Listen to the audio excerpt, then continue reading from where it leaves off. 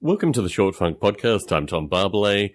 Today, Unsolved Mysteries. I'm going to do a few Short Funk recordings on Unsolved Mysteries because this is a TV show that impacted me very greatly, I don't know, probably when I was about 12, 13, 14.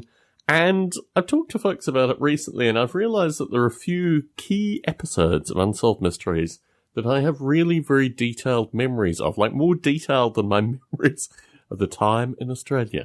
So I thought, well, this is an interesting project. I mean, clearly Unsolved Mysteries exists out there somewhere, and I found it on Amazon Prime.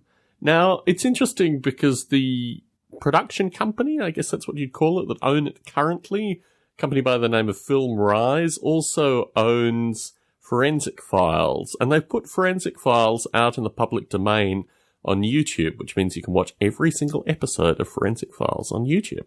Unknown minor facts. Brought to you by Tom Barbalet. But unfortunately, Unsolved Mysteries doesn't have that, and I wonder if it's associated with licensing with Robert Stack or what the scenario is. But unfortunately, if you want to watch Unsolved Mysteries, you'll need Amazon Prime.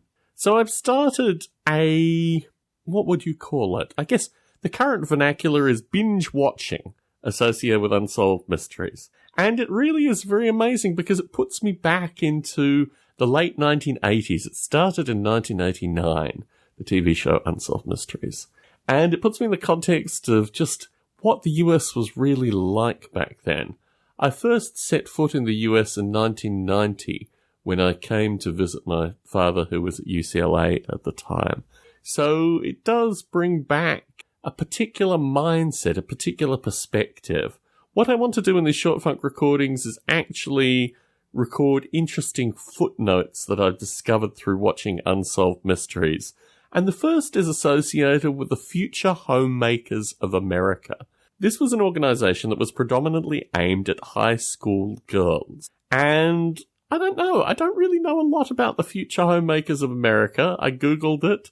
It's now called Family, Career, and Community Leaders of America, as founded, I think in this year, 2017. It claims to have 161,000 members. I mean, this is from the Wikipedia entry, so I don't really have any deeper insight associated with when it stopped being called the Future Homemakers of America. But this strikes me as an organization that really could only exist in the US in the form which it takes. I discovered the Future Homemakers of America through Unsolved Mysteries because a murder suspect had, grown up in rural America, I think Indiana from memory, and she was an honors roll student and she was a member of the Future Homemakers of America, which conjured up such beautiful imagery of future homemaking that I thought to myself, this is very interesting. Of course, she was whisked off her 16-year-old feet by some 24-year-old con man who lured her away on a murderous spree. They were both captured. He's serving 2 life sentences.